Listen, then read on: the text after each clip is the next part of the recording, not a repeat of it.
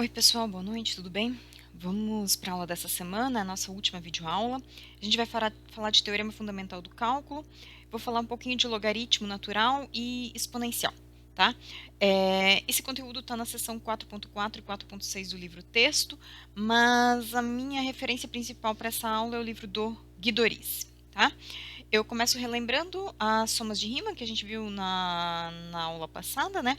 Então, a gente viu que as somas de rima e definiu o limite das somas de rima como sendo a integral de rima da função, e essa integral também é conhecida como integral definida da função f no intervalo, né? Então, a gente sempre está calculando esse limite de uma soma de rima. Se esse limite existir, então ele é definido como uma integral definida da função, e a função é dita rima integrável no intervalo AB. A gente viu também que se a função é positiva, então esse número pode ser usado para calcular a área da região limitada pelo eixo x, pelo gráfico da função e pelas retas verticais x igual a b. A gente viu várias propriedades desse limite e aí várias equivalências também para se provar que uma função é Riemann integrável, né? Falando sobre soma superior, soma inferior, e que a soma inferior e superior podem estar tão perto quanto a gente queira, pode ser menores de qualquer epsilon, se a função for Riemann integrável, tá? Hoje a gente quer extrapolar um pouquinho essa ideia de integral definida, né? Essa forma de calcular ela pelo limite das somas de Riemann é difícil, né? Mesmo que a gente pegue uma função simples, que é uma função quadrática, ele já dá bastante trabalho. Eu não fiz nenhum outro exemplo mais elaborado do que esse, mas se você pegar outras funções, esse limite se torna extremamente complicado de se trabalhar, tá? E o objetivo, então, é apresentar o teorema fundamental do cálculo, que em seu aspecto, é mais prático para resolver essas nossas integrais definidas, tá? Bom, para falar de teorema fundamental do cálculo, a gente precisa definir o que é a primitiva de uma função, tá? Então, aqui, seja f uma função que está definida no intervalo aberto i. A gente diz que uma função f maiúsculo, também definida de i a valores reais, é uma primitiva dessa função f se, quando eu derivar a função f maiúsculo, eu obtiver a funçãozinha f, né? Então, ou seja, a gente está pensando num processo inverso aqui agora, né? Antes a gente tinha uma função e a gente queria calcular a derivada. Quando a gente fala de primitiva, a gente tem uma função e a gente quer encontrar a função que, quando a gente vai derivar, vai voltar nesta f, tá? Então, a gente está preocupado com um resultado inverso, de certa forma, tá? Bom, eu começo com um exemplo para explorar exatamente essa questão da primitiva, né? Eu dou duas funções, uma f maiúscula e uma g, e digo que elas são primitivas da mesma função. Bom, o que a gente tem que fazer para verificar isso?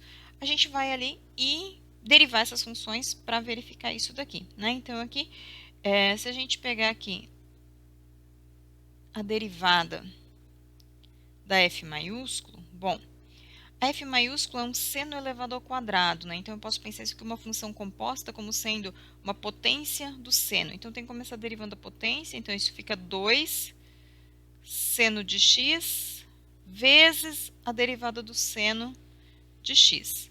Bom, a derivada do cosseno a gente viu que a derivada do seno a gente viu que é cosseno. Então, aqui a gente tem 2 seno de x cosseno de x, que é a nossa f, tá?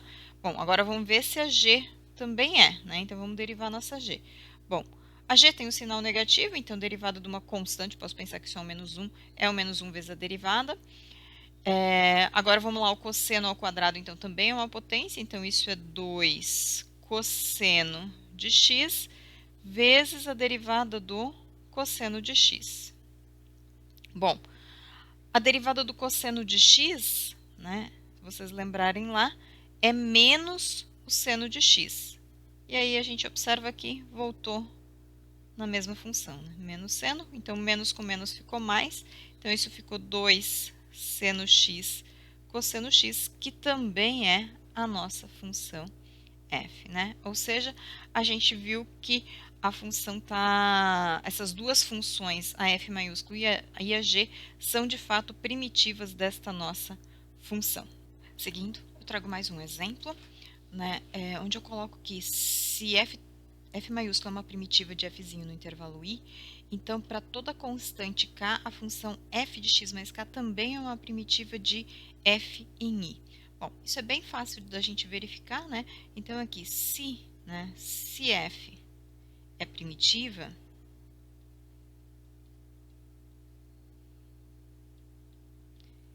de fzinho em i, então isso significa que a derivada da f maiúsculo é a f de x em i, tá? E se a gente for calcular a derivada de f de x mais k, né, usando a propriedade que a derivada da soma é a soma das derivadas, então aqui a gente tem a derivada da f de x mais a derivada de k. Bom, mas k é uma constante, então a derivada dela é zero. Então isso daqui é a derivada da f maiúsculo, que é a nossa f minúsculo de x. Ou seja, a nossa f de x mais k também é uma primitiva da fzinho em i, tá? Bom, seguindo aqui, eu vou fazer referência ao exercício 4.1 da seção 3.4, que diz que se o intervalo e fg são funções deriváveis, tal que a derivada da f é igual à derivada da g nesse intervalo, então f menos g é constante. Esse exercício, a Aline postou a resolução dele lá no fórum de postagens, tá? Então, quem quiser ver a resolução tá lá, tá bem correto, eu já corrigi.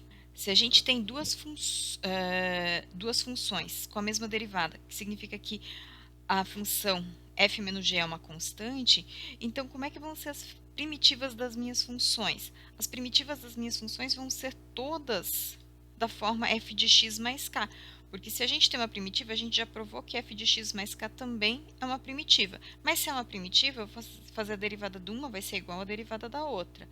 Bom, então a diferença entre essas duas funções vai ser uma constante, tá? Bom, e aí com isso a gente define que essa função f de x mais k, onde f é uma primitiva da fzinho, né, e k é uma constante, é uma família de primitivas da função f em i, né? Então, quando a gente fala de primitiva, a gente tem uma família de primitivas no intervalo, ok? O próximo exemplo, eu trago uma tabela de primitivas. Já que primitiva é um processo inverso, então a gente vai pensar assim, se essa é a minha função, quem eu tenho que derivar para chegar nela, tá? Então, aqui, a minha função é x elevado a n, tá? Então, a minha pergunta é, quem é a primitiva desta função daqui? Né? Quem que eu vou derivar para chegar em x na n? Bom, para chegar em x na n, né, quando eu derivo uma potência, eu sei que eu tenho que cair o valor que está aqui e subtrair 1. Bom, se eu subtrair 1, então significa que eu já tenho que começar com um n mais 1, porque eu vou subtrair. Bom, mas se eu comecei com n mais 1, né, se eu tiver aqui a minha f de x fosse x elevado a n mais 1. Quando a gente for fazer a derivada dessa função, vai vir o n mais 1 multiplicando. O x na n ficou correto. Bom, mas aqui na resultante só está o x mais n. Então, o que eu tenho que fazer aqui é dividir por n mais 1. Tá? E somar a constante, porque a primitiva nada mais é, né, do que qualquer k aqui vai me dar uma primitiva da minha função, tá? Observa que o meu n não pode ser 1, porque se o meu n fosse 1, eu dividiria por 0 aqui, tá? O n não pode ser menos 1, né? Porque daí vai dar divisão por 0 aqui, e aqui daria potência 0 também, então não faz muito sentido, tá? O 1 sobre x a gente vai ver mais pra frente quem que é a primitiva dele, ok? Bom, a segunda que eu trago aqui é f. A minha função é seno de x. Bom, então a pergunta é, quem que eu tenho que derivar para obter seno? A gente sabe da relação lá, se eu derivo seno, né? Se eu derivo seno, eu encontro o cosseno. Bom, então não é o seno que eu vou derivar para encontrar o seno, mas eu sei que se eu derivo o cosseno, eu encontro o menos seno de x. Bom, como a gente não quer encontrar o menos seno, a gente quer encontrar exatamente o seno, então a primitiva é menos cosseno de x, Porque aí eu vou derivar o cosseno, que vai dar menos seno, com o menos daqui, voltou no seno de x, tá? Bom, a próxima, seguindo a mesma linha, então f é o meu cosseno de x. Bom, então o cosseno aqui ficou fácil, né? A gente já tinha escrito aqui, se eu derivo o seno, eu chego no cosseno. Então, aqui a primitiva do cosseno é o seno de x mais a constante, para dar a família de primitivas. Bom, a próxima que eu trago aqui é a secante. De novo, né, eu estou pensando no que eu derivei. A gente viu mais algumas derivadas lá, que se vocês forem lembrar, a gente derivou tangente. Bom, quando a gente derivou tangente, a gente usou a regra do quociente, tá? Se vocês não lembrarem, vocês fazem lá de novo, mas a derivada da tangente é a secante ao quadrado de x. Bom, então aqui, se a minha função é a secante, então aqui a minha primitiva é a tangente de x mais k, tá? Então aqui, foram as funções que eu estou colocando aqui? São aquelas que a gente obteve fazendo as derivadas das funções que a gente começou lá, tá? Então, eu estou fazendo um processo reverso, eu estou construindo minha tabela em cima das respostas que a gente obteve lá. Nesse momento é o que eu posso fazer. Depois a gente vai ter algumas técnicas para determinar quem que são as primitivas das funções mais elaboradas, tá? Então, na próxima, eu tenho a cossecante ao quadrado. Bom, a cossecante ao quadrado, ela está relacionada com a cotangente. Só que quando a gente deriva a cotangente, isso dá menos cossecante ao quadrado. Então, aqui é menos cotangente de x mais k. Depois vocês podem conferir isto, né? Aqui, a minha função, quando eu for derivar, eu vou obter secante vezes tangente, tá? Daí, se vocês lembrarem lá a conta que a gente fez, né? A gente derivou secante e obteve secante vezes tangente, mais a constante k para ter. E para encerrar, né, a última, cossecante vezes cotangente. Então, seguindo na mesma linha, a gente derivou o cosseno, derivou o seno, derivou a tangente, derivou a cotangente, derivou a secante, derivou a cossecante. Só que a derivada da cossecante vai dar um negativo disso tudo aqui. Então, aqui eu tenho que pegar menos cossecante para ficar menos com menos e dar mais, tá? Mais a constante de integração. Tá? Então, aqui a gente trouxe uma tabela de primitivas, né? Então, pensando simplesmente no processo inverso, né? Quando eu derivei lá, né, quando a gente estava nas derivadas, a gente fez a derivada da potência, chegou no que era, a gente fez a derivada do seno, chegou no que era, fez a derivada do cosseno, fez a derivada da tangente. Talvez não tenha feito de todas elas, mas pelo menos ficou indicado, a ideia é exatamente a mesma, a gente sempre trabalha com uma regra do quociente nessas últimas 4 aqui, e aqui estão as respostas que a gente obteve lá, tá? Bom, trago um primeiro exercício que eu quero que vocês determinem as primitivas das funções nos intervalos onde elas estão definidas. Não precisa se preocupar com o intervalo de definição delas, tá? Então, usando a tabela de primitivas, vocês determinem essas primitivas dessas funções daqui, tá? Bom, agora eu entro no teorema fundamental do cálculo, que é o que vem fazer a conexão entre as somas de Riemann e as primitivas, tá? Então, aqui, o teorema fundamental do cálculo, dependendo do livro que você pega, ele pode ter esse enunciado ou pode ter um enunciado um pouquinho diferente, tá? Às vezes aparece com o enunciado que eu vou apresentar agora, e depois aparece primeiro esse resultado e o segundo resultado é consequência deste, que é a forma como eu vou apresentar. Mas tem alguns que fazem invertido. O que eu vou apresentar como consequência desse, eles colocam como primeiro resultado e depois eles tiram este daqui como consequência. Eu prefiro apresentar esse aqui primeiro porque ele tem uma demonstração bem simples que o livro do Guidorizi traz, que é já uma ideia que a gente até explorou na última aula, tá? Então, aqui, o teorema fundamental do cálculo diz que a integral definida da função, né, a integral de Riemann da função fzinho, nada mais é, olha que essa fzão daqui, né, pelo meu enunciado, ela é a primitiva da minha função. Então, é a primitiva calculada em B menos a primitiva calculada em A, tá? Então, olha aqui como que simplificou aqui. Se eu souber quem que é a primitiva da minha função, eu simplesmente vou calcular essa primitiva nos extremos e eu tenho a minha integral definida.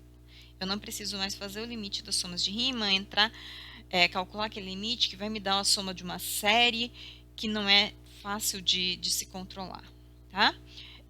Em termos de notação, né, costuma-se denotar nessa integral definida aqui como sendo, então aqui a primitiva, e daí a gente coloca essa barra aqui para significar que eu vou calcular f em b menos em a, e menos a f em a, tá? Então o que está escrito aqui no meio é simplesmente a notação que a gente costuma usar para escrever essa integral daqui, mas significa exatamente calcular a primitiva em b menos a primitiva em a, tá? Bom, então vamos ver a demonstração desse resultado daqui, tá? Como que eu vou fazer essa demonstração? Eu vou lembrar, lógico, quem que é a minha definição, né? Então, aqui, como a minha definição da integral que a gente tem, ela é um limite de uma soma de rima, então eu vou começar escrevendo uma partição, tá? E aí, eu vou escrever isso daqui, né? Então, seja P, começando lá em A, vai ser igual, né? Esse é o meu x0, que é menor do que o x1, que é menor do que por aí vai, o meu xn menos 1, que é menor do que o xn, e vai parar lá em B, tá? Então, seja P uma partição de AB.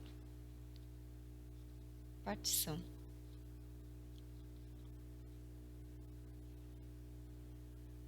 de AB. Por definição, né? Por definição, temos que a integral de A até B, a integral definida, né, de f de x dx, é o limite quando a maior amplitude da minha partição tende para zero, consequentemente todas tendem para zero, da soma de rima, tá? 1 até n delta de xi, tá? Sendo esse limite independente das escolhas dos CIs, né? Independente da soma que a gente pegue, né? Então, se independe da soma, independe dos CIs que são escolhidos, né? Sendo CI, independente, sendo o limite independente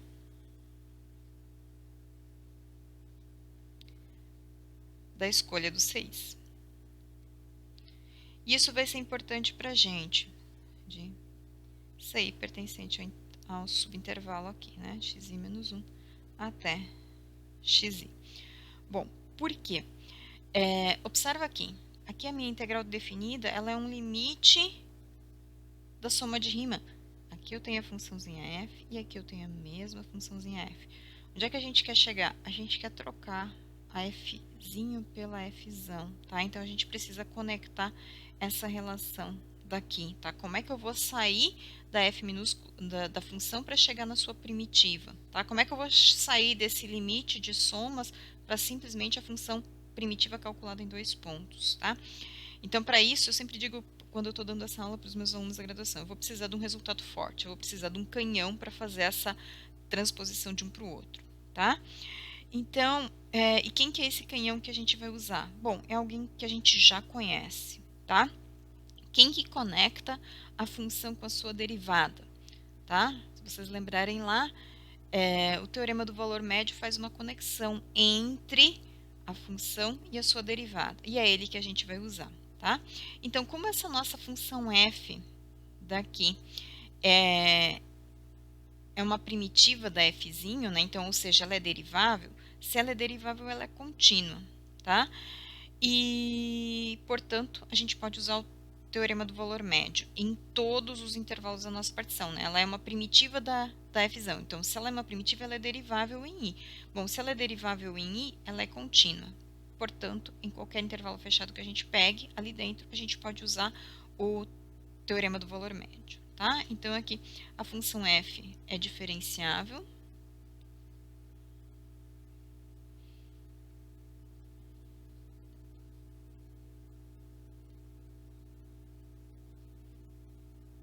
Logo, é contínua.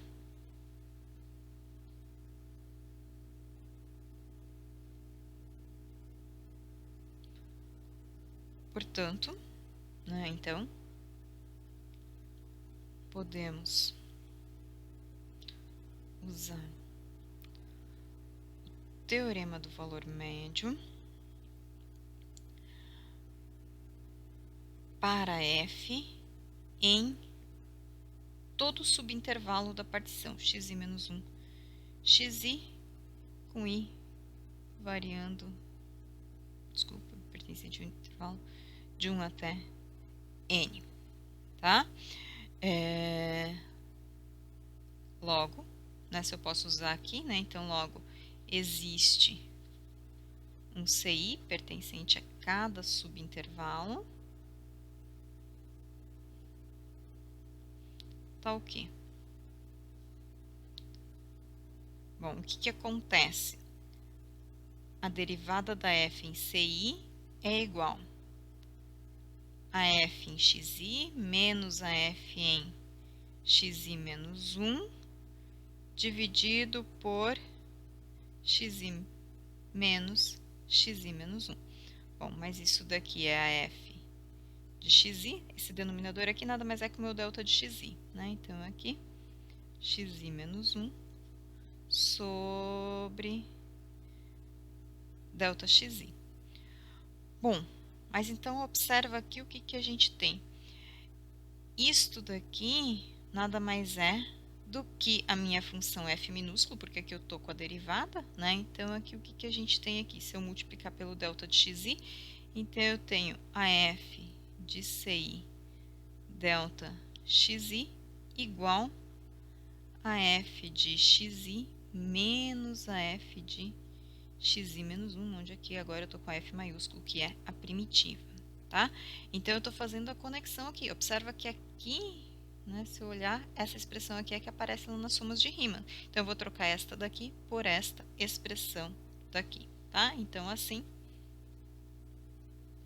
temos que a soma do Tn do f de ci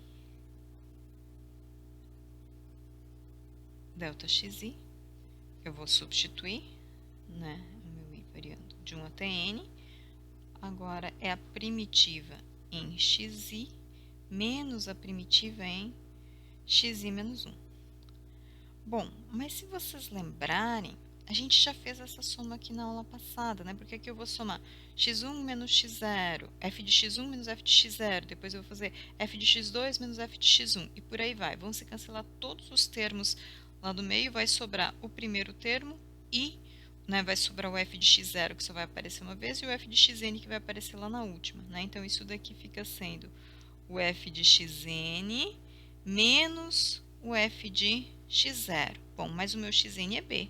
Então, isso aqui ficou sendo o f de b menos o f de a. Olha só que bacana, a minha soma de Riemann com estes CIs que satisfazem o teorema do valor médio é f de b menos f de a. Bom, mas agora eu posso calcular o limite do máximo dos delta xi indo para zero. Como o limite independe da escolha dos CIs, então do lado de cá eu vou ter a integral e aqui eu vou ter uma função constante, tá? Então, agora aqui, logo, se eu calcular o limite dessa soma de Riemann, variando de 1 até n, aqui é o máximo, acho que vai ficar pequenininho aqui, delta xi tendendo para zero. Isso tudo aqui vai ser igual ao limite do f de b menos o f de a, quando o máximo dos delta xi tende para zero. Bom, mas isso daqui é uma constante, o limite da constante é a própria constante. E o do lado esquerdo é a nossa integral definida, né? Então, integral de a até b da f de x dx nada mais é que a primitiva em b menos a primitiva em a. Legal? Bom, então isso conclui o nosso teorema fundamental do cálculo. Na sequência, eu trago um exemplo, né, para aplicar o teorema fundamental do cálculo e já no cálculo de uma área, né? Então, eu quero calcular a área da região delimitada pelo gráfico da função seno de x e pelo eixo x num período completo, tá? Bom, então o que que acontece aqui?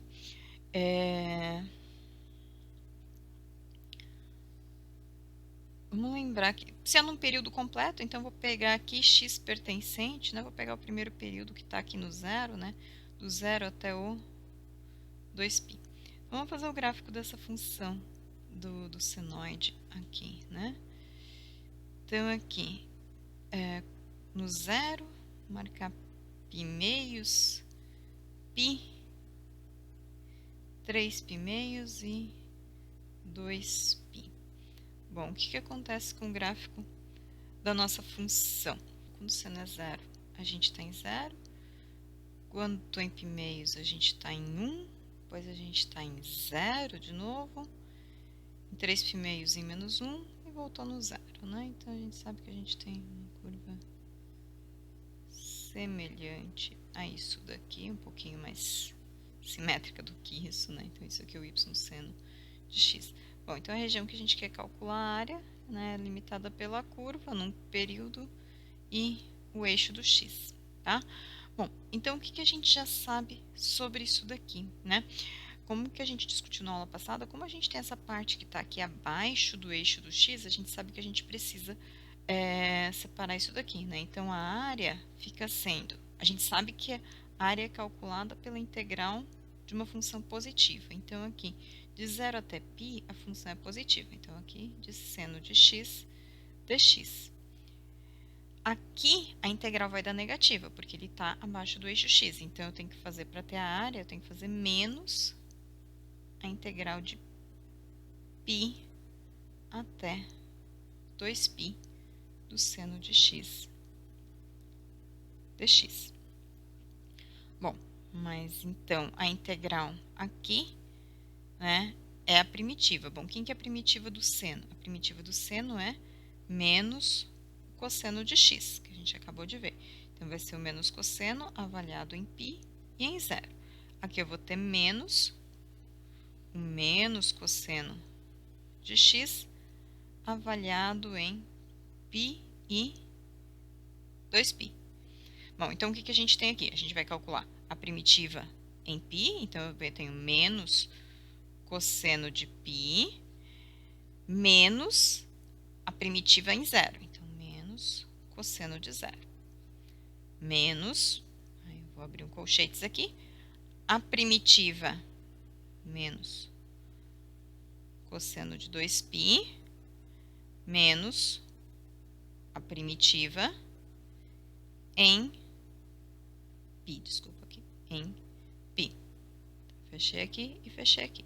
Lógico que a gente poderia fazer isso mais direto, né, ou já fazer as regras de sinal aqui, eu só quis explicitar exatamente o que a gente está fazendo aqui, né, porque a gente está usando o teorema fundamental do cálculo. Eu encontrei a primitiva, vou calcular a primitiva no limite superior e vou subtrair a primitiva no limite inferior. Aqui, mesma coisa, esse sinal de menos aqui veio da integral aqui que a gente está subtraindo, então menos essa relação daqui. Bom, agora vamos ver os valores disso daqui. Cosseno de π é menos 1, com o menos daqui ficou 1. O menos com menos ficou mais. O cosseno de zero é 1, então 1 mais 1 aqui. Bom, agora vamos lá. Menos eu vou manter aqui dentro só para não me atrapalhar. O cosseno de 2π é... O cosseno do 2π é 1. Então, aqui a gente ficou com menos 1. Menos com menos, mais. O cosseno de π, menos 1. Ok? Bom, então, o que a gente ficou aqui? Esse menos 1 com menos 1 ficou sendo menos 2. Com o menos daqui, deu mais de novo. Então, a gente ficou com 4 unidades de área, né? Então, a área da função seno é 4, né, limitado pelo seno e o eixo do x, é 4 unidades de área, tá? Observa que aqui, né, só para a gente fazer aqui, note que se a gente fizesse a integral direto do 0 até o 2π do seno de x dx, também usando o teorema fundamental do cálculo, né, isso seria o menos cosseno de x avaliado em 0 e 2π. Bom, isso seria o menos cosseno de 2π menos o menos cosseno de 0. E isso vai dar 0, porque então aqui a gente tem menos 1, né, que é o cosseno do 2π com sinal negativo, menos com menos mais 1, que é 0, tá? Então, obviamente, isso daqui não é a área da nossa região, tá? Geometricamente a gente já vê, já sabe pela simetria também, né? Então, o que está acontecendo de 0 até π é exatamente o mesmo que está acontecendo de π até 2π, por isso que a gente tem essa relação daqui, ok? Bom, eu sigo agora deixando para vocês um exercício 2, que também é para calcular a área, tá? Então, eu quero calcular a área do conjunto de todos os pontos, tais que o y está variando entre essas duas funções daqui, tá? Essas duas regiões, essas duas curvas fecham uma região, tá? Então, a hora que você pega a interseção delas, você determina o x. Você não vai precisar das retas verticais, né? Elas se fecham, né? As curvas se interceptam, então elas fecham uma região. E é essa área que eu quero que vocês calculem, tá? Bom, agora eu trago o Teorema 4.25, que eu estou usando o enunciado que está lá no livro do Muniz, tá? Eu chamo ele de Teorema Fundamental do Cálculo Parte 2, porque conforme eu enunciei lá no começo, a gente pode enunciar de duas formas, né? O primeiro essa, depois a outra, ou invertido, tá? E aqui, na verdade, essa demonstração daqui vai ser praticamente um corolário da outra, tá? Então, ela diz aqui que se a gente tem uma função fzinho definida no intervalo, e ela é uma função integrável para todo o intervalo AB contido em I, então a função que a gente define como, né, essa f maiúscula aqui, como a integral definida de a até x da função f, ela é uma primitiva da fzinho em I. Tá? Ela é uma primitiva da fzinho em I. Observa aqui que eu só quero colocar aqui, ter t dt aqui não faz diferença nenhuma, tá? Eu só não estou colocando x porque o x está aqui no meu limitante superior, tá? Isso daqui simplesmente diz que eu estou olhando a função t, a função f na variável t, e eu estou integrando em relação a essa variável, tá? Isso daqui tem que estar o mesmo. Se eu tivesse com valores diferentes, eu estaria integrando uma constante em relação à variável de integração aqui, ok? Bom, como é que a gente vai demonstrar isso daqui? Como eu coloquei, vou demonstrar pensando isso daqui como se fosse praticamente um corolário do teorema fundamental, que eu enunciei como teorema fundamental do cálculo, tá? Então, aqui, pelo TFC, temos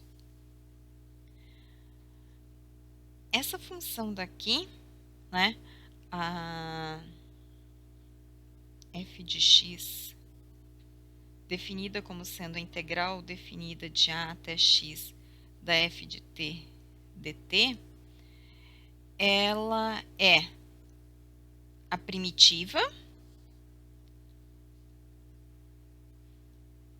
calculada em x menos a primitiva calculada em a. Aqui sendo, né, g' de x igual a f de x, né? Então, estou dando um nome para essa minha primitiva daqui, ok? Bom, logo, o que aconteceu aqui? A f de x é a primitiva menos uma constante, tá? E, se a gente fizer a derivada dessa f de x daqui, isso daqui é fazer a derivada da g de x menos a g de a. Bom, mas isto daqui é a derivada da g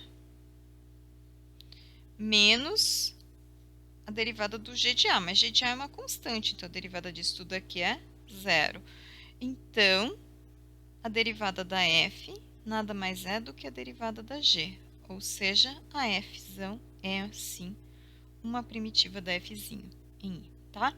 Então, aqui, com isso, a gente tem definido uma primitiva em termos do teorema fundamental do cálculo, né? A gente está olhando essa primitiva como sendo uma integral definida. Aqui, esse a aqui está fazendo papel constante, é qualquer número que está fixo, tá? o x aqui é que está fazendo o papel da variável, ele está correndo solto aqui, então por isso que essa resposta aqui depende do x aqui, tá? Bom, então aqui, se a função f tem uma primitiva fzão, e isso significa que essa minha fzão daqui, na verdade, é a integral definida de a até f mais k, onde k é uma constante aqui, né? Ou seja, essa daqui é a minha família de primitivas da minha função fzinha, tá?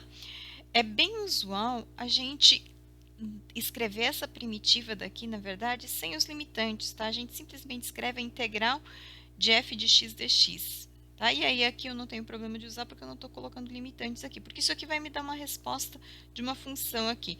Esse valor constante aqui, que seria primitiva em A, absorve junto com essa constante daqui. Tá? Aqui, na verdade, usando notação de cima, seria legal colocar um mais k ainda, né? Geralmente a gente coloca o mais k depois de escrito, né? Os livros colocam essa primitiva dessa forma daqui. E ela é comum se referir a essa primitiva como sendo a integral indefinida da f, tá? Lembra que quando a gente, aqui, ela seria uma integral definida, porque eu tenho limitantes, tá? E quando a gente não coloca aqui, quando a gente está pensando em primitiva, a gente está se referindo a essa função aqui como sendo essa integral como sendo uma integral indefinida da função f, tá? Uma coisa que a gente precisa tomar cuidado para essas duas notações, né? Integral indefinida e integral definida, tá? Essa primeira daqui é uma função, né? Ela representa uma família de funções. Essa segunda daqui é um número, tá? Isso aqui é um número. Aqui, quando eu estou pensando A e B, fixos, dados, números, né? Aqui, quando a gente olha aqui nesse sentido daqui, ele está fazendo o papel de uma variável, tá? Então, escrever desta forma daqui ou desta forma daqui é equivalente, tá? Só é mais usual escrever-se sem limitantes quando a gente está se referindo a determinar a primitiva da função, quando a gente está falando de integral indefinida da função f. Na sequência agora eu trago uma fórmula que vai auxiliar a gente a determinar primitivas, né, ou determinar integrais indefinidas, né? Eu começo com a fórmula de integração por partes. Eu vou falar especificamente de duas formas de integração, tá? Tem mais algumas outras, tem uma principal, tem uma outra que praticamente trabalha em relação a essas duas daqui, mas eu vou falar só de duas que são as duas mais importantes que a gente tem, que é a integração por partes e a integração por substituição, tá? Então, começo com a integração por partes. A integração por partes, na verdade, vai resgatar a regra da derivada do produto, tá? Então, aqui, se f e g são funções deriváveis e com derivadas integráveis, então, quando a gente pega aqui a g multiplicada pela derivada da f, a resultante disto, né, a integral desta função daqui, vai ser a f vezes a g calculada em b em a. Então, eu poderia ter escrito f de b, g de b, menos f de a, g de a. Mas eu preferi manter a notação aqui para ficar mais simples. Menos a integral, onde a gente vai inverter aqui. F vezes g' de x, tá? Então, vamos para a demonstração disso tudo aqui, tá? Como eu já falei, a gente está motivado pela regra do produto, porque aqui quando a gente junta essa parte que está dentro das integrais aqui, né, a gente tem g derivada da f. Se eu passar para cá vai ser mais f derivada da g, né? Então aqui temos que quando a gente faz a f vezes a g derivado, eu vou omitir o x aqui, né? Isto é, a derivada da f vezes a g mais a f vezes a derivada da g. Ok? Bom, então,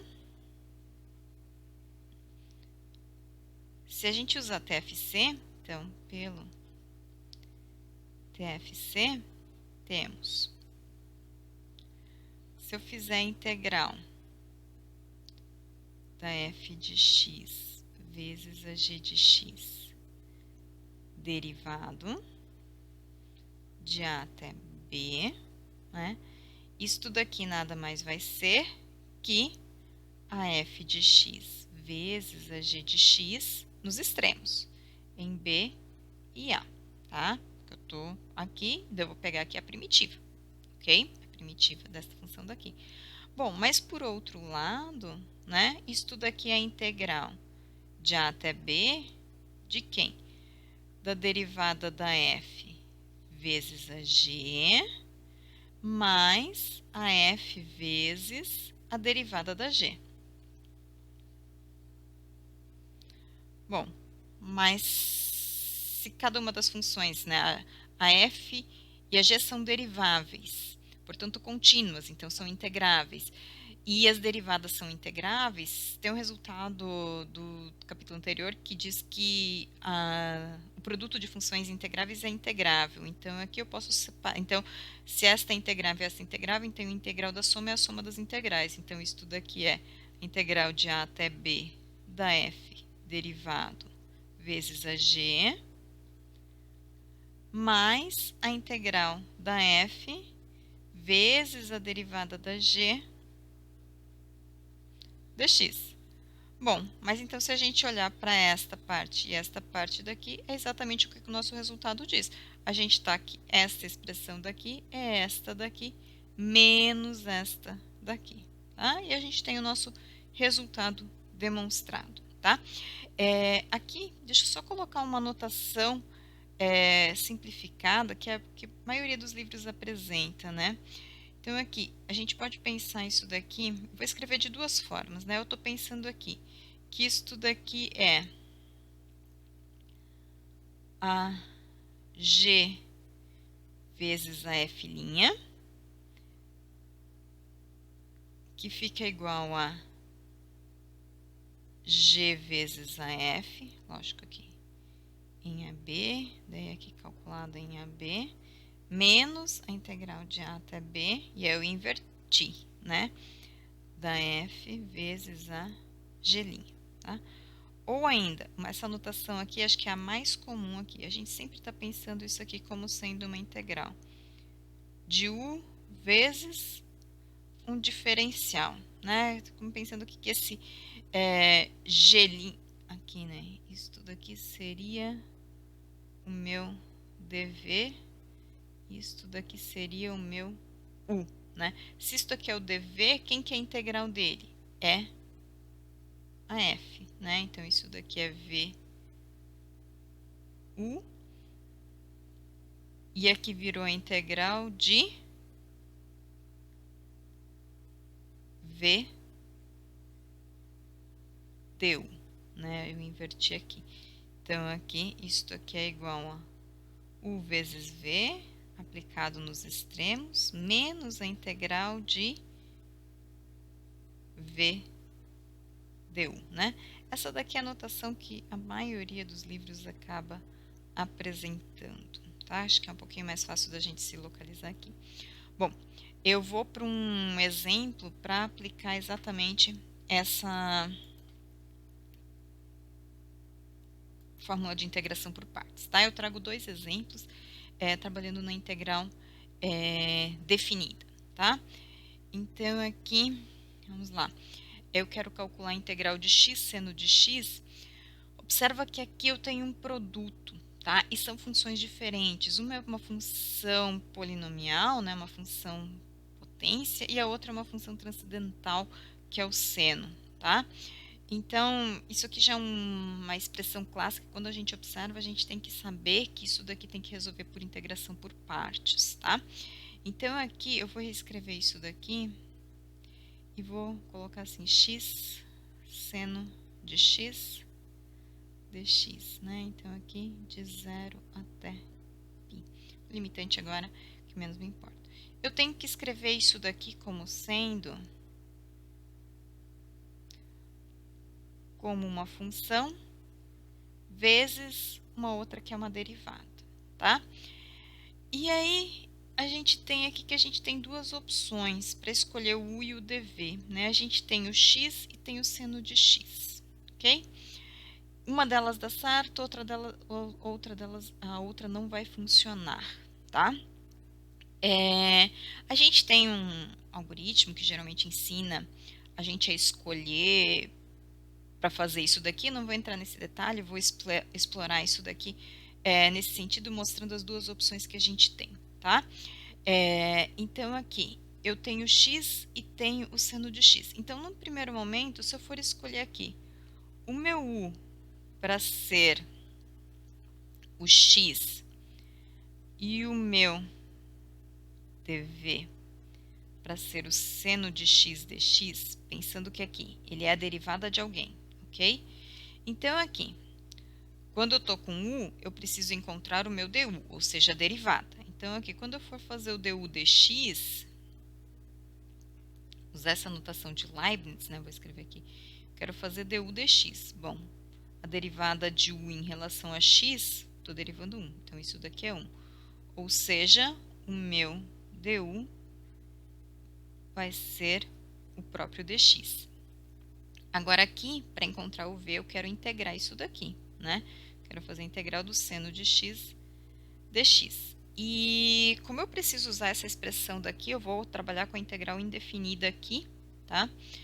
Então, aqui, quem que é essa minha integral? Porque se eu aplicar de 0 até π, daí eu já vou achar um número. Eu não posso achar um número, eu preciso trocar aqui, porque isso precisa continuar sendo uma integral, tá? Então, a integral do seno a gente viu que é o menos cosseno de x, tá?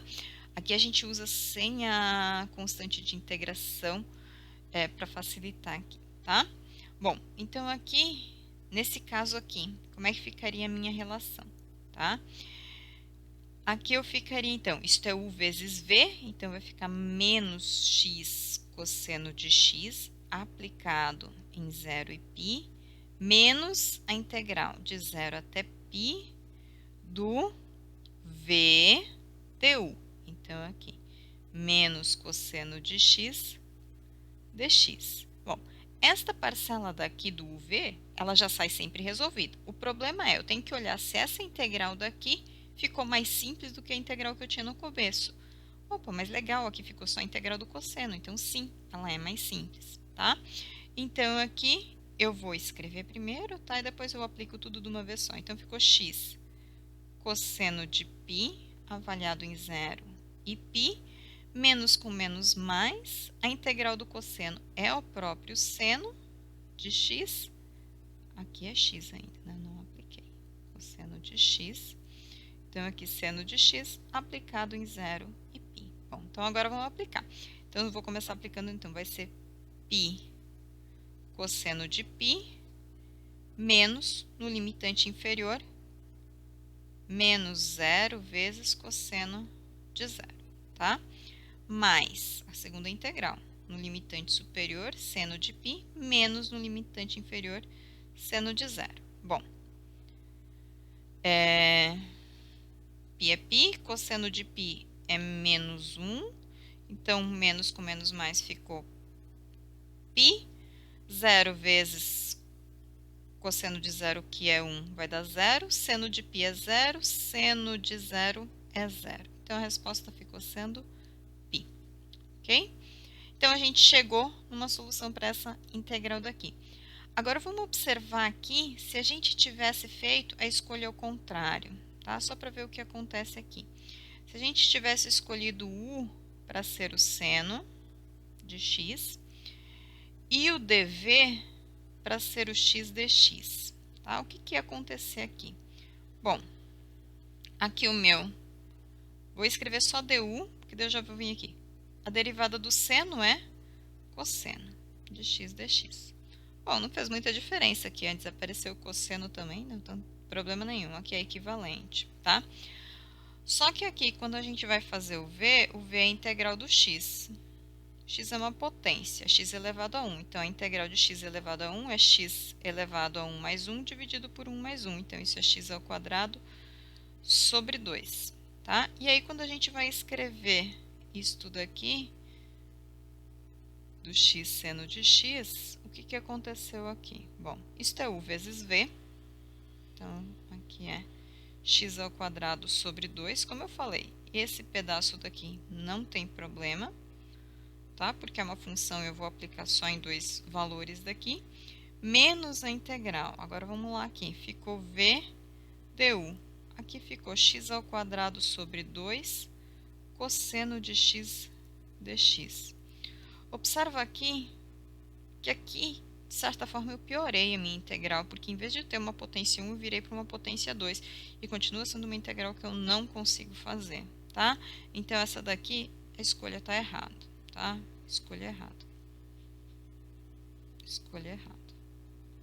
Ela não sai. Tem algumas funções que tanto faz a escolha que a gente faz, tá? Dão certo do mesmo jeito. Algumas não, elas têm a escolha correta para quem vai ser o e quem vai ser o dever, tá? Então aqui a gente tem que ficar, neste caso daqui, a gente tem que ficar com esta escolha daqui. Bom, vamos resolver a nossa segunda integral, que é x ao quadrado. E observa que essa segunda integral aqui já está com x ao quadrado, tá? Que é o que aconteceu aqui. Então, a gente vai resolver ela e vai ver que ela é mais difícil do que essa primeira daqui. E para resolver ela, na verdade, a gente já vai direto aqui. Porque se eu chamar esse cara aqui de dv, quando eu buscar o v, ele vai aumentar a potência, vai ficar um x ao cubo. O cosseno só vai virar seno, tá? Então, ele vai piorar. Então, aqui, quando a gente tem uma função algébrica, né, que é uma polinomial, vezes uma trigonométrica, essa daqui é sempre a escolha do u e essa daqui é a escolha do dv, porque quando eu vou fazer aqui o derivar, eu vou diminuir potência. Quando eu vou integrar aqui, não vai fazer diferença. Não é que não vai fazer diferença, eu vou ficar oscilando entre o seno e o cosseno, tá? Bom, então essa segunda integral daqui era a integral de 0 até π do x ao quadrado cosseno de x dx. Então, pela outra que a gente resolveu, a gente já sabe que a gente vai escolher o nosso u para ser o x ao quadrado, para diminuir potência, e o nosso dv vai ser o cosseno de x dx. Bom, se o nosso u é x ao quadrado, então, quando a gente vai derivar isso daqui, derivada da potência é 2x, já estou trazendo o diferencial para cá. Bom, e o nosso v vai ser a integral do cosseno. Bom, a integral do cosseno é o seno de x, né? A primitiva do cosseno é o seno. Então, aqui isso daqui ficou u vezes v. Então, aqui x ao quadrado seno de x em 0 e π, menos a integral de v du. Bom, vou colocar o 2x na frente. Seno de x dx, de 0 até π. Ok? Bom, então vamos lá.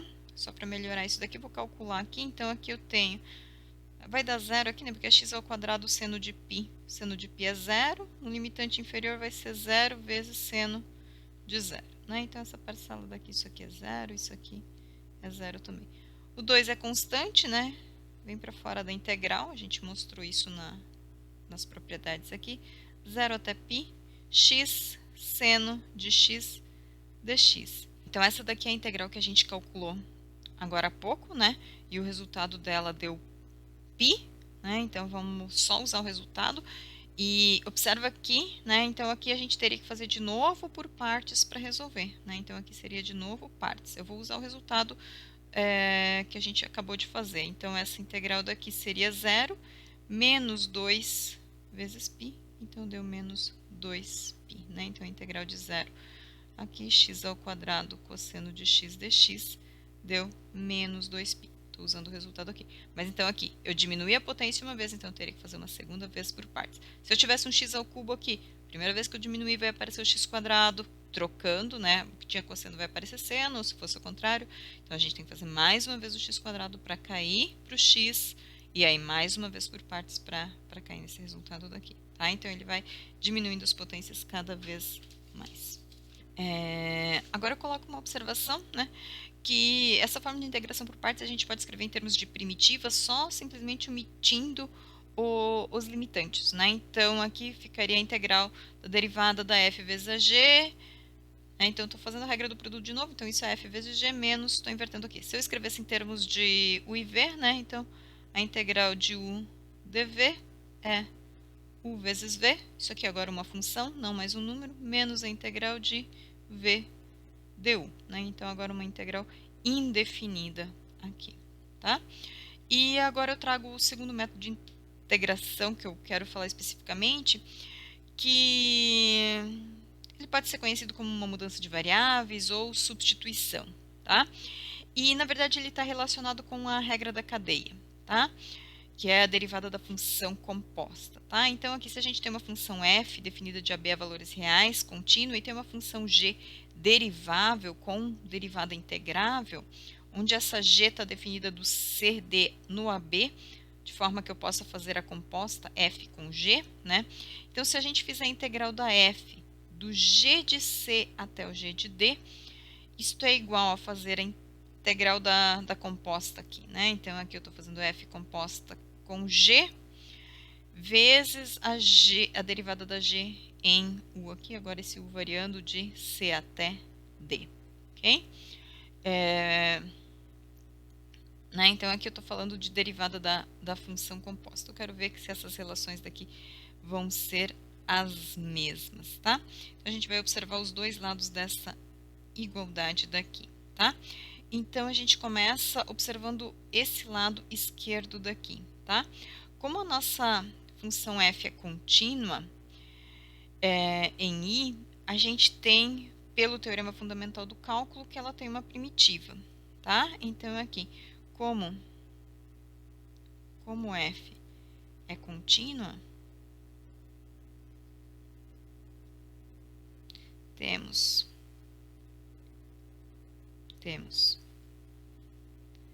pelo TFC que a integral de g de c até g de d da f de x dx é a primitiva da f calculada no limitante superior menos a primitiva da f calculada no limitante inferior, tá? Com essa f maiúsculo sendo a primitiva da fzinho, tá? Bom, mas isso daqui é a f composta com a g aplicada em d menos a f composta com a g aplicada em c, ok? Bom, mas agora eu vou olhar isso aqui de novo, montando o teorema fundamental do cálculo. Eu estou calculando essa função f composta com g em d, essa função f composta com g em c, tá? Então, isso daqui pode ser escrito como sendo a integral de c até d da f composta com a g derivada, aí colocando só uma variável, u du, tá? A f composta com a g está bem definida, né? Tanto a f, a nossa f é contínua, a g é derivável, então ela é, em particular, ela é contínua também, né? Então ela é quando a gente faz composta de contínuas, ela é contínua, portanto, ela vai ser integrável, né? Então, quando a gente está fazendo aqui essa função daqui, ela é integrável, ok? Então, por um lado, a gente já chegou que isso daqui nada mais é do que a integral da f composta com a g em u. Agora, a gente quer ver o outro lado aqui, tá? E a gente, na verdade, vamos relembrar o que é essa nossa derivada aqui, né? A derivada disso daqui a gente vai ver que é exatamente o que está aqui em cima, né? O que é a derivada da nossa função composta, né? Tanto f e g são essa f maiúsculo daqui, né? Porque ela é primitiva, então elas são deriváveis, né? Então, o que é a derivada da composta, tá? Vamos lá. Então, a gente chegou como f e g são deriváveis,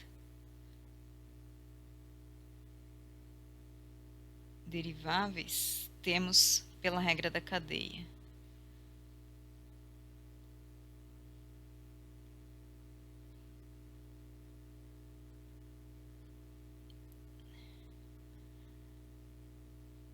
F composta com G, que está definida de CD em R, é derivável.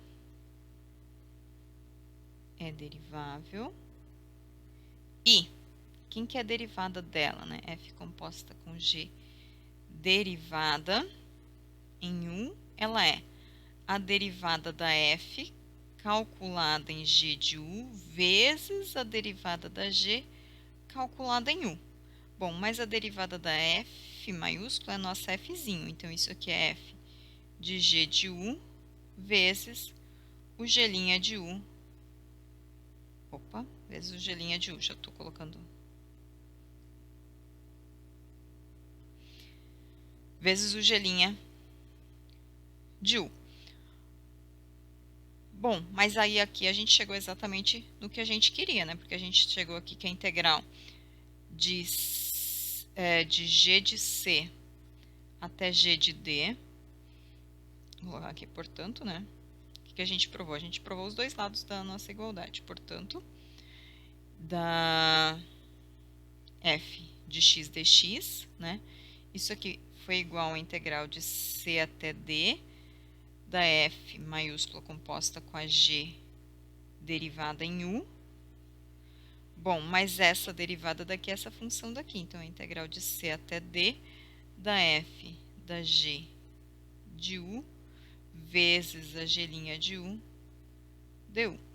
E a gente provou exatamente o resultado que a gente queria. Então, o que a gente está procurando nessa integração por substituição? Tá? A gente está querendo enxergar uma regra da cadeia. Então, se a gente tiver uma função aplicada, né, composta com alguma coisa, para a gente conseguir integrar isso, a gente precisa ter a derivada dela multiplicando aqui. Né? Então, se a gente escrevesse numa notação um pouquinho mais simplificada, a gente quer fazer a integral de f de um u vezes u'. Né? Então, é isso que a gente precisa aparecer aqui. Né? Então, esse cara daqui sempre tem que estar aqui. Se eu tenho a f aplicada no u, eu tenho que ter a derivada da f aqui fora para conseguir fazer essa integral daqui. Daí a integral vai ser a primitiva da f aplicada em u. Ok? Bom, então vamos ver alguns exemplos para isso, tá? Eu coloco um primeiro exemplo aqui, essa anotação fica um pouco ruim aqui, né? Mas eu coloco um primeiro exemplo para calcular aqui a integral do cosseno de 3x, tá? De 0 até π. Então, aqui, o item A, eu quero fazer a integral de π meios, só reescrevendo aqui para ficar mais bonitinho, do cosseno de 3x dx. Por que eu quero olhar isso daqui como uma substituição ou como uma regra da composta? É porque o que eu tenho aqui dentro, né? Se isso aqui fosse só x, isso é uma primitiva imediata, que é o seno. Mas eu tenho esse 3 multiplicando aqui, tá? Então, isso daqui complica um pouquinho, né? Então, aqui eu tenho que pensar que isso daqui é como se fosse um u. O u seria igual a 3x, tá? Bom, mas se o meu u é 3x, quem que é a derivada do u? Bom, a derivada do u é 3, tá? Se a gente fosse pensar, isso aqui é o du dx, né? Então, vou escrever aqui assim, né? O meu du vai ser 3 dx, que é o que eu quero substituir aqui. Bom, eu não tenho 3, mas o 3 é uma constante. Então, eu posso pegar aqui e multiplicar por 3, mas para não mudar essa minha integral, eu tenho que dividir por 3 também, tá? Então, como é que a gente quer olhar essa integral daqui? A gente quer olhar ela como sendo de π meios até π, 1/3, né? Aí, agora sim, cosseno de 3x, eu vou repetir aqui, vezes 3 dx. E aí, agora, isso daqui vai ficar um u du. Né? A variável que eu tenho aqui é exatamente a variável da derivada aqui. É como se eu tivesse uma f de u vezes a derivada da regra da composta aqui, tá? Bom, então aqui eu vou repetir isso. Então, isso aqui ficou 1/3 da integral do cosseno de u du. Bom, aqui eu tenho duas possibilidades, tá? Eu posso integrar em u e depois voltar na variável x, por causa dos meus limitantes que eu tenho aqui, tá? Ou eu poderia levar os limitantes juntos, tá? Mas então aqui eu vou colocar assim, tá? Isso tudo aqui, eu não vou escrever aqui os limitantes, porque esses meus limitantes aqui não são em u, então só vou colocar um quadradinho aqui. Isso aqui é 1/3, a primitiva do cosseno é o seno. Então, isso aqui é o seno de u avaliado nos meus extremos, correto? Avaliado nos meus extremos. Bom, mas quem que é o meu u? Então, isso daqui é 1/3 do seno de 3x, que é o meu u. Agora sim, o meu x está variando de quanto? De π meios até π. Então, agora que eu vou usar o teorema fundamental do cálculo mesmo, então isso é 1/3 do seno de 3π menos 1/3 do seno de 3π meios. Bom, o seno de 3π é 0, o seno de 3π meios é -1, então menos com menos aqui ficou 1/3. Então, a integral do cosseno de 3x de π meios até π é 1/3. Tá? Agora, vamos olhar esse nosso item B, tá? Que é seno à quarta cosseno de x. Como é que eu vou ter que olhar isso daqui? De novo, eu quero olhar, eu tenho como uma função composta. Então, se eu for olhar aqui como uma função composta, eu tenho esse elevado à quarta, que já me diz que eu estou fazendo uma potência de alguém, tá? Então, a função composta que, de certa forma, aparece ali é o seno elevado à quarta. Agora, a pergunta é, eu tenho que ter a derivada do seno para compensar. Bom, mas a derivada do seno é o cosseno, né? Então, aqui, exatamente o que está acontecendo aqui. Vamos lá, reescrever isso, né? Então, a gente tem aqui a integral, deixa eu só lembrar aqui, de 0 a π meios. Integral de 0 a π meios já vou até reescrever aqui, seno de x à quarta, cosseno de x dx. Aqui é a quarta. Poderia ser a nona, não tem problema nenhum, mas é a quarta, tá? Então, como é que eu quero olhar isso daqui? Bom, eu quero olhar o meu u como sendo seno de x. Quem que vai ser o meu du? Bom, o meu du, né, que é a derivada do seno, é o cosseno de x vezes o dx. Então, observa aqui que a gente tem essa relação aqui. Note que aqui a gente está fazendo diferente do que era por partes, que partes a gente tinha que escolher uma parte para ser u e ser dv. A gente tinha uma regra do produto, né? Aqui a gente tem uma regra da cadeia, então que a gente tem que ter a função composta vezes a derivada do que a gente compôs aqui, né? Então, isso daqui ficou sendo uma integral de u elevado à quarta du, que é uma potência, que a gente sabe integrar. Agora, deixa eu mostrar aqui uma outra maneira de se resolver isso daqui sem precisar voltar na variável, tá? Como aqui eu estou com u, o meu x estava variando de 0 até π meios, então eu vou fazer aqui, né? Deixa eu colocar aqui na lateral. Se o x é 0, então, quanto vale o meu u? O meu u vai ser seno de 0. Bom, seno de 0 é 0. Então, aqui ele vai variar de 0. Se o x for π meios, então, quanto vale o meu u? O meu u vai ser seno de π meios. Bom, mas seno de π meios é 1. Então, eu tenho a integral de 0 até 1. Bom, os limitantes agora são em u. Então, eu posso resolver isso daqui, TFC, e não preciso mais voltar na variável x. Então, isso daqui é u à quinta, né? Potência, está elevado à quarta, então, eu vou somar mais 1 e dividir por isto, de 0 até 1. Bom, mas isso tudo aqui é 1/5, pois no 0 vale 0, tá? Então, a gente tem essa integral daqui. E, para terminar, esse aqui é o item B, né? E aí, para terminar o item C, só para relembrar aqui,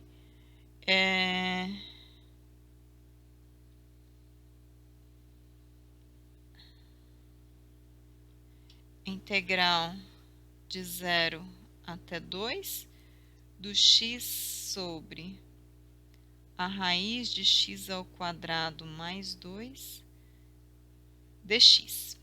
Bom, de novo, a gente tem que enxergar isso daqui como uma regra da composta. A gente tem um quociente que fica um pouquinho mais complicado. Então, a gente sempre tenta, primeiro, a composta mais evidente que a gente tem. E aí, aqui eu penso que eu tenho uma raiz de um polinômio. Então, eu vou pensar que aqui está a minha composta, tá? Então, eu vou fazer aqui o meu u igual a x ao quadrado mais 2, né? Então, aqui eu estaria com raiz de u. Bom, quem que vai ser a minha derivada de u, então? Bom, u é uma potência, então isso aqui é 2x dx. Opa, o meu x dx está aqui. Só está faltando 2. Mas o 2 a gente já sabe como é que vai fazer. A gente vai multiplicar por 2 e dividir por 2, né? Então, a gente vai escrever isso daqui como uma integral de meio, né? Porque a gente precisa multiplicar por 2. 2. Aqui vai ficar 2x dx dividido pela raiz de x ao quadrado mais 2. Bom, mas então isso daqui ficou 1/2 da integral. Isso aqui é du sobre a raiz de u, tá? Bom, agora vamos ver os limitantes. X igual a 0, então o meu u vale 0 mais 2, ou seja, vale 2. Então, começa em 2. Se a gente pega x igual a 2, isto implica em u igual 2 ao quadrado, 4 mais 2, 6. Então, aqui, 6, tá? Bom, então isso aqui é 1/2. Como é que a gente vai integrar esse 1 sobre raiz de u? Bom, 1 sobre raiz de u nada mais é do que u elevado a meio no denominador. E aí eu posso trazer essa potência para o numerador, né? Isso aqui é u elevado a menos meio de u. Bom, mas menos meio de u é uma integral de potência, do u elevado a n. Aquele n, né, quando a gente falou aqui, a gente não fez os casos, mas quando a gente falou de derivada, a gente foi tratando casos e chegou em todos os racionais, tá? Vale também para os reais, a gente não chegou a demonstrar isso, mas vale para os reais também, tá? Então, aqui, e essa potência aqui não é o menos 1, então para todos os outros vales, vou somar aqui, então isso daqui é meio de u elevado a menos meio mais 1, que vai ficar meio, dividido por meio, tá? Avaliado em 2 e 6, que foi os limitantes que a gente já trouxe junto, né? Então, isso aqui só vamos separar, que isso aqui é a nossa janelinha para a gente se organizar, né? A gente usou isso aqui. Então, essa relação vai ficar igual. 1/2 multiplicando com meio dividindo simplifica. Então, eu fiquei com raiz de u avaliado em 2 e 6. Então, isto é raiz de 6 menos raiz de 2. A gente está com o nosso resultado aqui. Então, sempre que a gente está trabalhando com a substituição, a gente precisa tentar enxergar uma composta e se organizar para simplificar a nossa integral e, de certa forma, cair numa das primitivas imediatas. Okay? Bom, na sequência agora, do mesmo jeito que a gente falou de uma fórmula de integração por substituição em termos de primitivas, né? A gente falou da parte, aqui a gente também pode escrever aqui da substituição, né? Então, aqui, o que a gente tem? A gente está integrando esta função desta forma daqui, e isto nada mais é do que a primitiva da f composta com a g em x, daí mais um k, porque é uma integral indefinida que a gente tem aqui, ok? Eu trago mais um exemplo aqui para calcular essas integrais indefinidas usando isto, tá? Então, eu trago a integral indefinida desta raiz e depois com o x multiplicando do lado de fora, tá?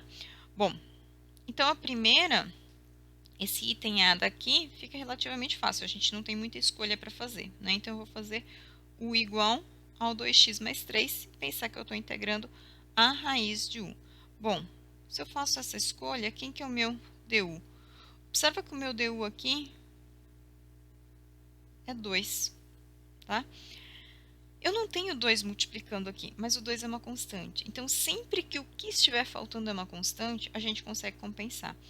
Se o que estivesse faltando fosse um x, fosse uma variável, aí a gente já não consegue compensar, né? Se aqui eu tivesse 2x ao quadrado, por exemplo, a minha derivada seria 4x dx. Eu não tenho x, então com isso eu não conseguiria resolver essa integral por substituição, tá? Então aqui não tenho isso. Bom, então com isso tudo aqui, a minha integral fica. Observa que agora a gente não tem mais os limitantes, então a gente não precisa se preocupar, né? Então a 2x mais 3 dx, ela ficou sendo 1/2, que eu vou precisar compensar aqui, da integral de u du. Se eu coloquei o meio aqui, já apareceu o meu du aqui. Bom, integral da raiz a gente já viu que é a integral da potência. Então, isso vai ser u elevado a meio mais 1, que vai ser 3 meios, dividido por 3 meios. A gente está fazendo uma integral indefinida, então tem mais a constante de integração aqui, tá? Então, aqui eu tenho 1 meio vezes 2 terços, então sobrou 1 terço. Agora eu tenho que voltar na variável, né? Isso daqui é a raiz de 2x mais 3 elevado ao cubo mais a constante de integração, tá? Então, aqui apareceu 3 meios, eu transformei na raiz de volta, tá? Bom, o item B. Como é que a gente vai lá para o item B, que parece que é tão parecido aqui? Observa aqui que se eu chamar só isso daqui, aqui vai ficar sobrando esse x aqui do lado de fora, tá? Eu vou ter raiz de u, mas eu vou ter o x. E quando eu levo uma coisa, eu tenho que levar tudo, tá? O 2 é só eu dividir por 2 que eu vou compensar. Mas esse x que está multiplicando aqui, eu tenho que converter ele em u também, tá?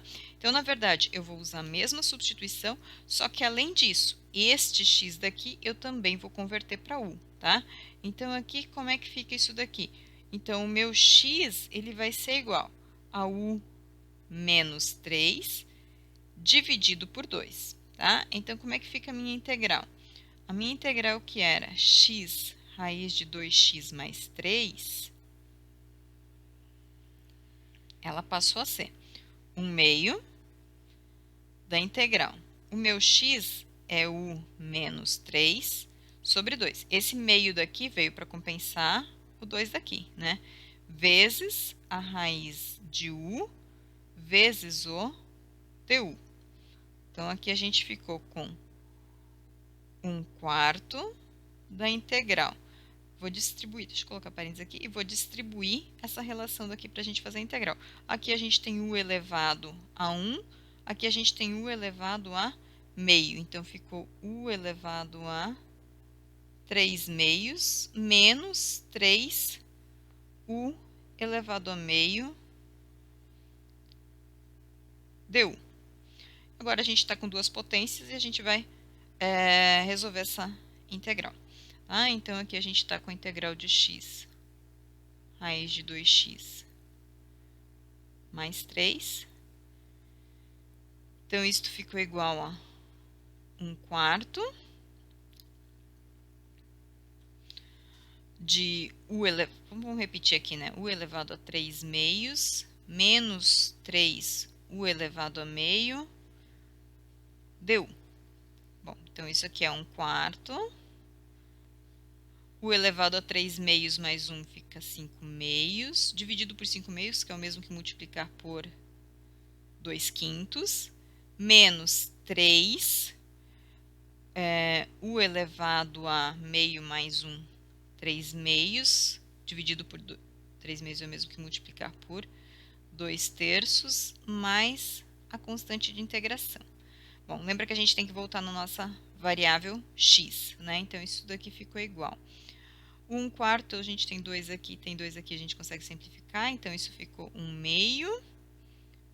Aqui a gente tem 1/5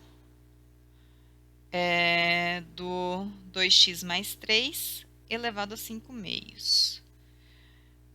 3 com 3 também simplifica, então menos 2x mais 3 elevado a 3 meios. Mais cá.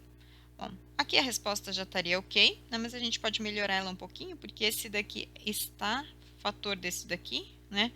Então, aqui isso fica 2x mais 3 elevado a 3 meios sobre 2, que multiplica. Então, aqui sobrou, eu tinha 5 meios, né? Eu tirei 3 meios, sobrou 1, né? Então, ficou aqui 2x mais 3 sobre 5. Esse aqui eu coloquei todo, então menos 1 mais a constante k. Rearranjando esse daqui, tirando o mínimo múltiplo comum, e daí já multiplicando aqui, então isso ficou 2x mais 3, que eu vou colocar, na verdade, como está em meio aqui, eu vou colocar a raiz disto elevado ao cubo, vezes, eu tenho aqui 2x, 3 menos 5, menos 2, sobre 10, mais k. E aí, só para terminar, né? Então, aqui, vou repetir a integral, x raiz de 2x mais 3, dx. Isso aqui fica igual, né? Aqui eu tenho 2 que eu posso colocar em evidência, então ficou raiz de 2x mais 3 elevado ao cubo, que multiplica x menos 1, dividido por 5 mais k. Tá? Então, observa aqui que tem várias manipulações que a gente pode fazer para ir melhorando. Aqui a gente ainda poderia escrever, né, o 2x mais 3, que multiplica a raiz do 2x mais 3, separando esses 3 meios em 1 mais meio, tá? Então, que são relações equivalentes. Então, às vezes você chega numa resposta que tem uma cara bem diferente, mas é a mesma resposta, tá? Então, às vezes precisa de algumas manipulações para você chegar numa resposta equivalente, tá? Bom, agora são essas as duas técnicas de integração que eu quero falar. Agora eu quero definir para vocês a função logaritmo natural. Tá? Se vocês lembrarem, lá em números e funções, ele já define a função logaritmo natural como sendo uma área. Tá? Aqui eu vou começar definindo ela como uma integral e depois eu faço a relação com a área com aquilo que a gente já viu da nossa integral definida. A gente define, então, a função logaritmo natural como sendo a função que vai do zero ao infinito a valores reais, como sendo a integral definida da função 1 sobre t. Né? Observa aqui que agora apareceu, né, o que a gente tinha antes, né, que eu deixei fora nas potências, né, que era a potência que não valia, que é o t a menos 1 dt. Tá? Então, a integral, quando a gente está lá na potência e a menos 1, ele vai ser o ln de x, que é o logaritmo natural de x. Então, direto da definição, o que a gente consegue tirar daqui? Né? A gente tira que o ln de 1 é zero, porque eu vou estar fazendo a integral de 1 até 1. Tá? A gente tira que o ln de x vai ser positivo se o meu x for maior do que 1, porque eu estou fazendo uma integral aqui, né? Estou começando em 0. Aqui está o meu domínio, né? E aqui eu tenho 1. A minha integral sempre está começando em 1. Então, se eu peguei um x maior do que 0, eu estou percorrendo uma função positiva num intervalo positivo. Então, essa integral é positiva. Eu estaria calculando a área sob o gráfico dessa curva aqui, de 1 até x. Né? Se o meu x estiver entre 0 e 1, né, o que está acontecendo aqui? Tá? A minha função continua sendo positiva, mas aqui o meu diferencial eu inverti a relação. Lembra que quando a gente faz, né, a integral de 1 até x de qualquer função aqui, mas que seja dessa função daqui, né? Ela seria igual, como o meu x é menor, eu poderia escrever sempre de x até 1. 1 sobre t dt. Bom, esta daqui agora seria positiva, porque é uma função positiva no intervalo positivo. Limitante inferior, limitante inferior. Pelas propriedades de integral, isso aqui é o oposto, né? Então, se isso aqui é positivo, com isso tudo aqui, com esse sinal daqui, isso aqui ficou negativo, tá? E, né, só usando o teorema fundamental do cálculo, a derivada do ln de x é a função 1 sobre x. Ou seja, então, a primitiva do 1 sobre x é o ln de x mais a constante de integração, né? Então, aqui a gente também tem que a primitiva do 1 sobre x dx vai ser o ln de x mais a constante de integração. Isso daqui para o meu x positivo, né? De maneira mais geral, a gente consegue provar que se a gente tiver com a integral de 1 sobre x dx, lógico, a gente não pode passar direto pelo zero, porque o zero é uma descontinuidade, mas o 1 sobre x está definido para valores de x negativos também, né? E aí, no caso, a resposta vai ser ln do módulo de x, tá? Aqui, x, obviamente, diferente de zero, tá? A gente não vai chegar a discutir isso daqui, mas é só a título de informação, você consegue provar. Se você derivar essa função daqui, você vai chegar exatamente no 1 sobre x. Você consegue provar que isso daqui é a primitiva que isso daqui é uma primitiva do 1 sobre x, agora não é importante se o x é positivo ou se o x é negativo. Tá? Bom, agora fazendo essa interpretação geométrica desse ln de x, tá?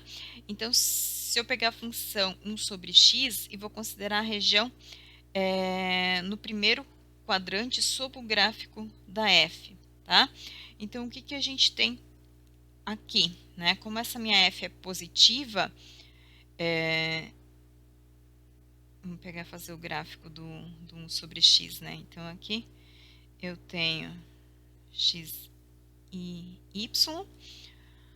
Eu só estou considerando o x positivo, então a gente vai desenhar só a hipérbole na parte positiva, né? Então, aqui a gente tem função mais ou menos assim, né? Não estou preocupando muito com todos os detalhes, né? Então, isso aqui é o meu y igual a 1 sobre x, tá? E a gente tem o eixo do x, o x igual a e o x igual a b, tá? Então, aqui se eu peguei aqui um x igual a e um x igual a b, tá? Então, quando a gente está fazendo a integral de a até b de 1 sobre t dt, né? Isso aqui está calculando a área, se eu chamar isso aqui de R, isso aqui está calculando a área de R. Bom, e aí agora, usando um pouquinho dessa ideia aqui, a gente pode definir a função logaritmo como sendo uma área relacionada a essa área da região que a gente está falando. Aí, como a função logaritmo está definido a partir do x igual a, sempre relacionado ao 1, né? Então, aqui eu coloquei dois gráficos, quando o x está à esquerda e quando o x está à direita do 1, tá? Então, aqui, o ln de x é a integral de 1 até x do 1 sobre t, né? Isso daqui é o nosso y igual a 1 sobre x, né? O gráfico da função y igual a 1 sobre x, pensando nas variáveis x e y aqui, tá? Então, aqui, quando o meu x está à direita do 1, ele é maior do que 1, então eu estou calculando essa integral do 1 sobre x, do 1 até o x. Bom, a função é positiva e eu estou com o limitante inferior menor do que o limitante superior, então eu estou calculando exatamente a área dessa região limitada pela função, pelo eixo x, de 1 até x, tá? Se o meu x for exatamente 1, né, eu fiquei com a integral de 1 até 1, e isso vai dar 0, né? Então, ln de 1 é 0. ln de x para x maior do que 1 é positivo. Agora, quando eu estiver calculando a integral de 1 até x e esse meu x estiver à esquerda, tá? Então, o que, que seria a área dessa região daqui? A área aqui seria a integral de x até 1 do 1 sobre t dt. Bom, mas então isso daqui é menos a integral de 1 até x do 1 sobre t dt, tá? Que daí seria um menos o ln de x, tá? Então, aqui, como eu quero o ln de x, então aqui é menos a área, né? E esse valor daqui agora passou a ser negativo quando o meu x está entre 0 e 1, tá? Lá em 611 a gente fazia essa definição direta aqui, lógico que a gente não tinha integral para colocar lá, né? Então a gente definia o ln simplesmente em termos das áreas. Usando essas definições, né, essas propriedades, as propriedades da integral, a gente tira todas as propriedades da função logarítmica. Inclusive, a gente tira que a função logaritmo natural é uma abjeção contínua e crescente. Por que a gente quer essa relação entre ser uma abjeção contínua e crescente? A gente quer falar da inversa dela, tá? Que é a função exponencial, tá? Começo definindo o número e, que é o número de Euler, né? Como sendo um único número real positivo, tal que o logaritmo natural dele é 1, tá? Então, como a minha função ln, ela está definida, né? A nossa função ln está definida de 0 até mais infinito a valores reais e ela é contínua e bijetiva, então existe alguém aqui, né? Existe alguém aqui que atinge o 1 aqui. E esse alguém, então, a gente está chamando de E, né? Esse cara daqui é um número real que atinge 1, ok? Bom, então aqui, sendo a função logaritmo natural uma objeção contínua e crescente, a gente pode considerar a sua inversa. E a gente chama essa inversa de exponencial. E a inversa dela, então, vai dos reais a um zero mais infinito, tá? Ela é denominada função exponencial e a gente denota ela como o E, né, o E de Euler, elevado a x, tá? Assim, para quaisquer x e y pertencem aos reais, se o x é positivo, então aqui, se o ln de x é y, como eu estou definindo como a inversa, isso significa que o meu x é o e elevado a y, tá? E disto a gente tira algumas conclusões, né? Então, que o e de zero é 1, né? Então, aqui se eu tiver e elevado a zero, significa que o meu y é zero, e a gente viu que o ln de 1 é que é zero. Então, aqui, 1, pela, né, essa função objetiva. O exponencial de 1, né, o exponencial de 1 aqui, qual que é o log, qual que é o número aqui que vai dar 1, é o próprio número de Euler, né? Então, quando a gente está com esse E daqui é meio óbvio aqui, mas quando a gente tivesse com essa notação de exponencial, né? Então, o exponencial de 1 é E. Além disso, como a derivada do logaritmo é 1 sobre x, a gente quer usar o teorema da função inversa para determinar a derivada da exponencial, já que a função exponencial é a inversa do logaritmo. Bom, então aqui, isto é 1 sobre a derivada do ln de x. Bom, mas a derivada do ln de x é 1 sobre x. Então, isso daqui ficou sendo x, mas o meu x nada mais é do que o e na y.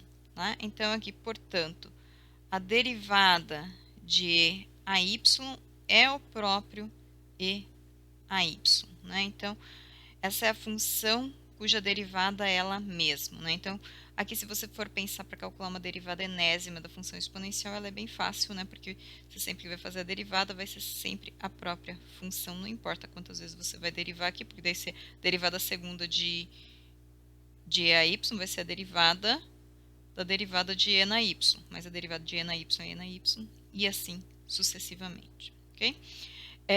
Trago mais 3 exemplos para terminar e depois eu deixo uns exercícios, tá? Então, aqui a gente quer fazer a integral dessas 3 funções daqui, do ln de x, do arco tangente e desta daqui, tá? As integrais indefinidas aqui, né? Então, aqui, solução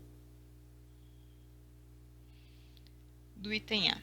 Bom, se a gente for olhar aqui, a gente já sabe, a gente acabou de definir esse ln aqui, tem que tomar cuidado aqui, né? Que muita gente diz, a integral do ln é 1 sobre x. Não, a derivada do ln é 1 sobre x, né? Então, a gente tem que tomar cuidado com o que está fazendo aqui. A gente não viu nenhuma função cuja derivada seja ln de x. Aqui, eu não tenho uma função composta porque eu simplesmente tenho o ln de x. Então, não nos resta outra alternativa que não seja usar a integração por partes, tá? Então, aqui a gente vai usar integração por partes. Integração por partes. E a integração por partes aqui, a gente também não tem muita coisa para escolher, porque a gente só tem uma função. Então, essa daqui vai ser a função, esta é a função, e esta daqui é a derivada, né? Então, a gente vai fazer o como sendo o ln de x e o dv como sendo o dx. Bom, se o é o ln de x, quem que é a derivada do ln de x? A gente acabou de ver que é 1 sobre x dx. Bom, se o meu dv é o x, quem que eu derivo para dar 1? Né? Então, o meu v é igual a x, porque a hora que eu derivar, eu vou ter isso daqui. Bom, então aqui a integral de ln de x dx vai ser u vezes v. E aqui a gente está fazendo uma integral indefinida, né? Então, isso aqui é u vezes v. Então, vai ser x ln de x menos a integral de v du, que vai ser x vezes 1 sobre x dx. Bom, mas aqui simplificou e ficou bem simples, né? Então, eu tenho x ln de x menos a integral de dx. Bom, mas a integral de dx é x, então x ln de x menos x mais a constante de integração, porque eu estou fazendo uma família, né? Estou fazendo uma integral indefinida, então isso é sempre uma família de curvas, tá? Então aqui a gente resolveu o nosso item A. Bom, vamos ver agora o item B. O item B segue mais ou menos a mesma linha, porque o que está acontecendo aqui? Eu tenho o arco tangente, tá? E aqui eu não tenho uma função composta, eu não tenho nada que foi composto aqui para chegar nessa expressão daqui, tá? Então, a gente não tem como usar substituição. Isso daqui não é uma primitiva imediata, porque a gente não viu nenhuma função cuja derivada é arco tangente, né? Então, agora aqui, a gente vai usar partes de novo, né? Então, vou usar a integração por partes de novo.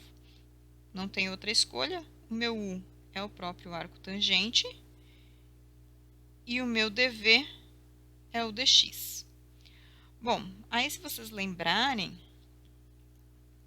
quem que é a derivada do arco tangente? A gente fez na aula de funções inversas. Ele é 1 mais x ao quadrado. E aqui o diferencial, né? E aqui, se o v é x, então o nosso v é o próprio x. Bom, então a nossa integral do arco tangente de x dx, ela ficou sendo u vezes v, né? Então, eu vou ficar x arco cuja tangente é x, menos a integral de v du. Então, aqui x, já vou colocar na mesma fração aqui, né? X ao quadrado dx. Ok. Essa parte está resolvida, a gente precisa resolver essa integral. Bom, esta integral daqui não caiu numa integral imediata. Como é que a gente vai resolver essa daqui? Bom, aí essa daqui a gente já tem que conseguir observar que o que está acontecendo aqui? Esse nosso denominador daqui é uma potência com quadrado. E aqui em cima eu tenho uma potência 1. Então, quando eu derivar este cara daqui, eu vou chegar basicamente nisto, né? Então, aqui eu tenho uma substituição que eu posso fazer, tá? Então, aqui eu vou fazer vou chamar uma variável s, 1 mais x ao quadrado. E meu ds vai ser 2x dx. Olha o meu x dx aqui, e o 2 é só uma constante para a gente colocar, né? Então, essa integral daqui ficou x, arco tangente, que já estava pronto, menos. Eu vou colocar um meio aqui que eu preciso para completar. A integral, o meu ds sobre s. Bom, ds sobre s é a integral de 1 sobre s, que a gente acabou de ver que é o nosso ln, né? Então, aqui, isso aqui ficou x, arco tangente de x, menos meio do ln de s. Nota que o meu s é 1 mais x quadrado, então ele é sempre positivo aqui, mais a constante de integração. Aqui a gente precisa voltar na variável, né? Então, aqui ficou igual x arco tangente de x menos meio ln de 1 mais x ao quadrado mais a constante de integração. Tá? E aí a gente resolveu o nosso item B. Bom, fica faltando só o item C. Eu vou fazer o item C aqui em cima, só para ele ficar na mesma relação, né? Aproveitar esse espaço daqui para cá, tá? Então, aqui é o nosso item C. Bom, agora esse item C daqui, vamos observar que a gente tem um seno ao quadrado, tem um e na x aqui e um e na x aqui. Vamos pensar primeiro numa composta para ver se a gente consegue melhorar a cara dessa integral daqui. Bom, esse e na x daqui, lembra que a derivada do e na x é o próprio e na x, então ele já está com a derivada aqui, tá? Então, a gente pode escrever isso daqui como sendo esse e na x seno ao quadrado de e na x dx, ele fica a integral aqui eu vou chamar de z, o e na x. Então, o meu dz é o próprio e na x. Então, isso aqui ficou seno ao quadrado de z dz. Bom, já simplificou, já melhorou um pouquinho. Agora eu tenho que integrar seno ao quadrado. Bom, seno ao quadrado, aqui eu preciso usar uma relação trigonométrica para eu resolver isso daqui, tá? Porque eu não tenho uma fórmula para integrar seno vezes seno, né? Porque se eu tivesse um seno vezes a derivada do seno, aí seria por uma substituição, né? Mas eu não tenho aqui ele vezes a derivada dele, tá? Então, aqui a gente vai usar uma identidade trigonométrica para tirar esse quadrado daqui. Eu não sei se vocês lembram que o seno ao quadrado de qualquer coisa é 1 menos cosseno de 2 vezes aquela coisa sobre 2, né? A gente chama isso de fórmula do arco metade, tá? Bom, agora a gente consegue integrar isso daqui, porque a gente tem meio, na verdade é constante, a gente tem integral de 1 e tem a integral do cosseno de 2z, que a gente tem esse arco dobrado daqui, mas isso daqui a gente sabe que a gente consegue fazer por mais uma outra substituição, né? Então, isso daqui ficou 1 meio da integral do dz menos 1 meio da integral do 2 cosseno. Bom, aqui eu já vou fazer uma outra substituiçãozinha aqui, então eu vou querer chamar isso aqui do cosseno de t, e aí eu vou ter que multiplicar por 2 por meio de novo, né, para ter o dt aqui. O que que eu fiz aqui? Eu fiz o meu t igual a 2z, então o meu dt é 2dz, né? Então, aqui por isso, esse meio daqui. Bom, então isso aqui ficou 1 meio, integral de dz é z, né? Porque se eu derivar o z vai dar 1. Aqui eu vou ter menos 1 quarto da integral de cosseno. Bom, mas a integral do cosseno é seno, né? Então, aqui eu vou ter seno de t mais a constante de integração, porque eu estou falando de uma família de integrais. Bom, então vamos lá. Agora a gente tem que voltar nas variáveis. O meu z é e na x, então eu fiquei com e na x sobre 2, menos 1 quarto do seno de t. O meu t é 2z e o meu z é exponencial de x, mais a constante de integração. Tá? Então, aqui, esta daqui a gente não precisou resolver por partes, apesar da gente ter uma função exponencial multiplicada por uma trigonométrica, só que o que aconteceu aqui? Quando a gente viu aqui, observou o argumento dessa trigonométrica daqui, ele tinha derivada do lado de fora, né? Então, a gente sempre tem que observar isso, tá? Ver se a gente não consegue simplificar, né, para não precisar usar a fórmula de integração por partes. Bom, eu termino deixando 2 exercícios para vocês, o exercício 3 e o exercício 4. O exercício 3 é para resolver essas integrais, tá? Calcular as integrais indefinidas. E o exercício 4 é para determinar a derivada da função log de x na base a, né? Então, aqui a gente viu para o logaritmo natural, tá? Então, agora eu quero aqui que vocês generalizem para qualquer base. E mesma coisa para exponencial, tá? Exponencial de qualquer base aqui, se A é um número real, positivo, diferente de 1, né? Para eu ter, de fato, uma exponencial aqui, tá? Quero que vocês provem esse resultado. Vocês podem usar a definição para calcular essas derivadas, ou vocês podem usar alguma propriedade, ou os teoremas que foram vistos, ok? Gente, eu termino a aula por aqui, tá? Como eu falei, eu coloquei o livro do Guidorize. O TGR do Longin continua aqui, mas ele basicamente eu usei hoje nenhuma coisa específica do TGR dele, tá? Tudo que eu trabalhei está lá no livro do Guidorize, tá?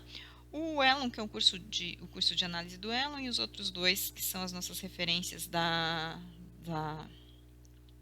que são as referências do nosso curso. Gente, boa semana. A gente se vê na sexta-feira. Até mais. Tchau, tchau.